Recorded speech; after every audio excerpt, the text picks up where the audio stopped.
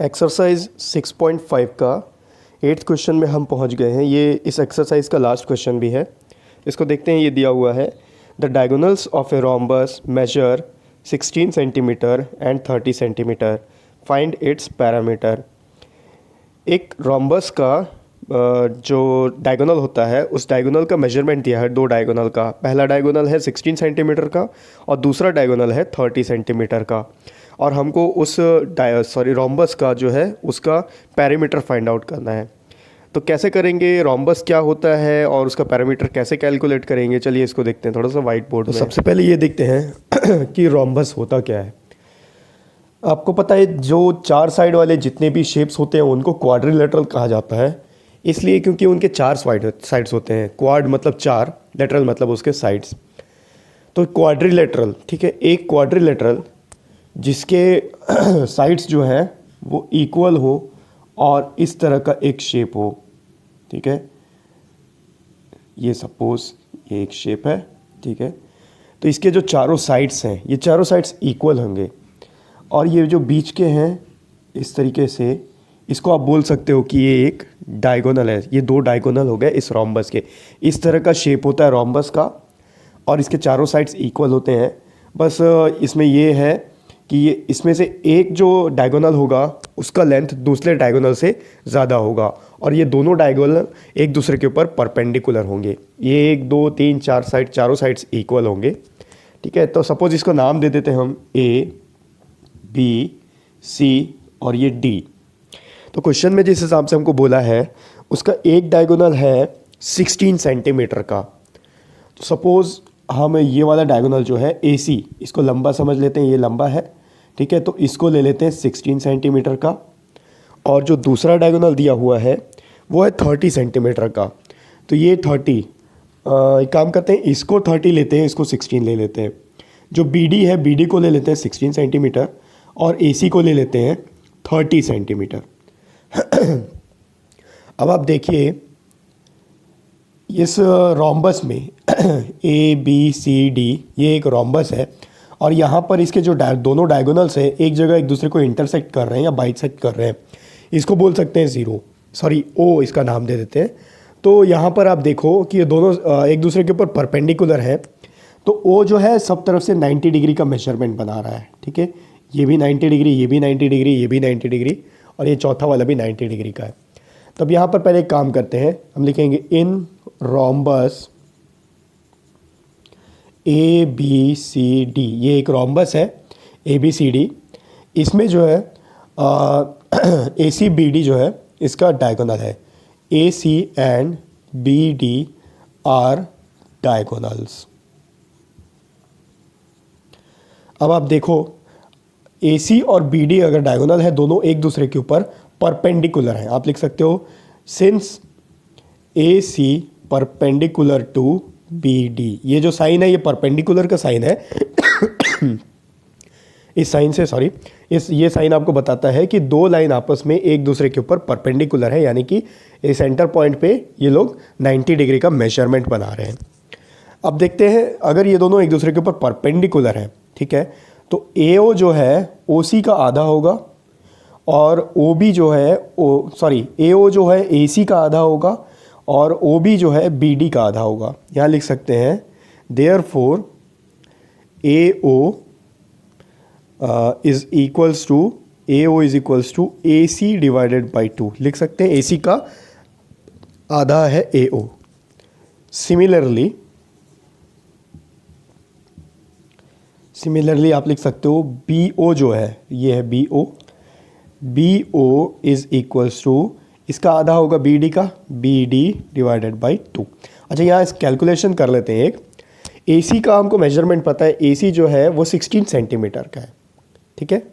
AC जो है 30 centimetre का, ये बड़ा वाला लिए 30 सेंटीमीटर का। तो ये होगा 30 डिवाइडेड बाई 2, अगर काटेंगे तो ये हो जाएगा 15 सेंटीमीटर, यानी कि AO का जो मेजरमेंट है 15 सेंटीमीटर आ गया।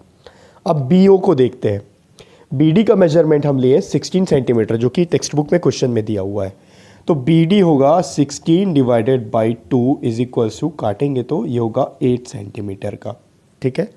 अब आप देखो AO का मेजरमेंट हमारे पास है 15 सेंटीमीटर और बी ओ का मेजरमेंट है 8 सेंटीमीटर। अब यहाँ देखो ये एक राइट ट्रायंगल बन रहा है ए ओ बी, यहाँ लिखेंगे in triangle A O B, ये हाइपोटेनस होगा क्योंकि यहाँ पर राइट एंगल बन रहा है, सेंटर पॉइंट में ओ पे एक राइट एंगल ट्रायंगल बन रहा है, तो यहाँ पर अगर 90 डिग्री का मेजरमेंट है इसका मतलब इसका ऑपोजिट जो साइड होगा वो हाइपोटेनस होगा। तो इसको लिखेंगे A B square is equals to hypotenuse का square is equals to perpendicular का स्क्वायर प्लस बेस का स्क्वायर, ए ओ का स्क्वायर प्लस बी ओ का स्क्वायर, लिख सकते हो ब्रैकेट में बाई पाइथागोरस थ्योरम। ओके, अब यहाँ पर सबका वैल्यू पुट करते हैं। हमको ए ओ का वैल्यू पता है, ए ओ का वैल्यू 15 सेंटीमीटर है, बी ओ का वैल्यू पता है, बी ओ का वैल्यू अभी निकाले 8 सेंटीमीटर है, ए बी का वैल्यू हमको नहीं पता है तो ए बी को कैलकुलेट कर लेते हैं। ये हो जाएगा A B square is equals to A O है 15 का स्क्वायर प्लस बी ओ है 8 का स्क्वायर। अब कैलकुलेट करेंगे तो ये होगा A B square is equals to 15 into 15, अगर मल्टीप्लाई करेंगे 15 को 15 से 5 5 ज़ा 25, 5 1 ज़ा 5 प्लस 2 7, 1 5 ज़ा 5, 1 1 ज़ा 1, ये हो गया 5, 7 प्लस 5 12, ये हो गया 2, 225 प्लस 8 8 ज़ा 64। तो ए बी स्क्वायर जो है इसका मेजरमेंट हो जाएगा 225 प्लस 64, 5 प्लस 4 9, 6 प्लस 2 8 और ये 2, यानी कि 289। अब मैं यहाँ कंटिन्यू कर देता हूँ इसको, ये पाइथागोरस को मिटा रहा हूँ, आप इसको समझ जाइए, पाइथागोरस थ्योरम है लिखा हुआ है, ठीक है। अब देखते हैं 289, अगर 289 का हम इसका एलसीएम कैलकुलेट करते हैं, एलसीएम निकालते हैं, पहले इसको ट्राई करते हैं, ये 3 से डिविजिबल है क्या, 3 से नहीं है। उसके बाद देखते हैं 7 से डिविजिबल है क्या, 7 से भी नहीं है। 9 से डिविजिबल है क्या, 9 से भी डिविजिबल नहीं है। 13 से डिविजिबल है क्या देख लेते हैं, 13 1 13, 13 2 26, नहीं 13 से भी ये डिविजिबल नहीं है।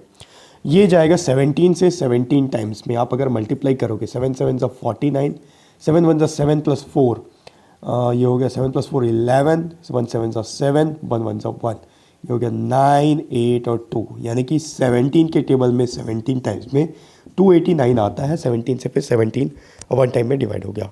तो आप लिख सकते हो A B square is equals to 17 square, ठीक है, 17 इंटू 17, 17 स्क्वायर हो गया। तो अब स्क्वायर को कैंसिल करेंगे, कैंसलिंग स्क्वायर्स, ये होगा A B is equals to 17, यानी कि ये जो मेजरमेंट है ये 17 सेंटीमीटर का हो गया।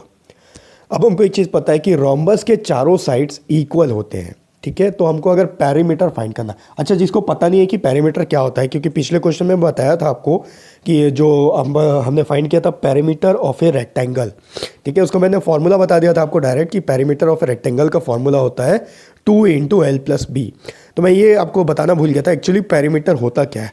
पेरीमीटर का मतलब किसी भी शेप के सभी साइड का सम, यानी कि आप अगर ए से स्टार्ट कर रहे हो, सपोज ये एक ग्राउंड है, ठीक है, अगर ए से स्टार्ट कर रहे हो तो ए से बी तक, सॉरी यहाँ है बी, ए से बी तक, बी से सी तक, सी से डी और डी से ए, इन सब का जो डिस्टेंस होगा ए से स्टार्ट करके वापस ए में आने के लिए, तो वो उसको पैरामीटर कहलाता है। इन सब का एडिशन होता है, A B plus B C plus C D plus D A, वो होता है पैरामीटर किसी भी शेप का। अगर ट्राइंगल होगा तो उसके तीनों साइड का एडिशन, ठीक है, उसके तीनों साइड जितने भी लेंथ के होंगे उनका एडिशन उसका पैरामीटर कहलाएगा।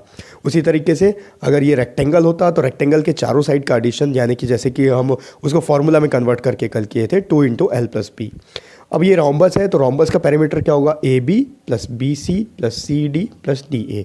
अब यहाँ लिखेंगे parameter is equals to A B plus B C plus C D plus D A. अब यहाँ देखते हैं हमको किस किस का वैल्यू पता है। ए बी अगर 17 सेंटीमीटर है, ठीक है, तो बी सी भी 17 होगा, क्यों, क्योंकि ये रोम्बस है, रोम्बस के चारों साइड्स इक्वल होते हैं, प्लस सी डी भी 17 सेंटीमीटर का होगा, प्लस डी ए भी 17 सेंटीमीटर का होगा। अगर आप 17 को 4 से मल्टीप्लाई कर दो तो इसका आंसर आ जाएगा 7 4 ज़ा 28, 4 1 ज़ा 4 प्लस 2 सॉरी 4 वन 4 + 2 6, ये होगा 68 सेंटीमीटर। इस रोम्बस का जो पेरीमीटर होगा वो 68 सेंटीमीटर होगा। अगर आपको किसी पॉइंट में कोई डाउट हो रहा है, अगर कुछ समझ में नहीं आया है, तो आप मेरे को ईमेल कर लीजिए, मैं आपको और अच्छे तरीके से समझा दूंगा। एक्चुअली मेरी तबीयत ठीक नहीं है, जिसकी वजह से मेरा वॉइस आपको ठीक से नहीं आ रहा होगा। तो अगर कोई डाउट होता है तो डिस्क्रिप्शन बॉक्स में मेरा ईमेल आईडी है, आप मेरे को ईमेल कर लीजिए, मैं आपके डाउट्स को क्लियर कर दूंगा। तो यहाँ एक्सरसाइज 6.5 का 8th क्वेश्चन हमारा कंप्लीट हो गया। इसी के साथ ये चैप्टर भी कंप्लीट हो गया है। नेक्स्ट वीडियो में हम नया चैप्टर स्टार्ट करेंगे।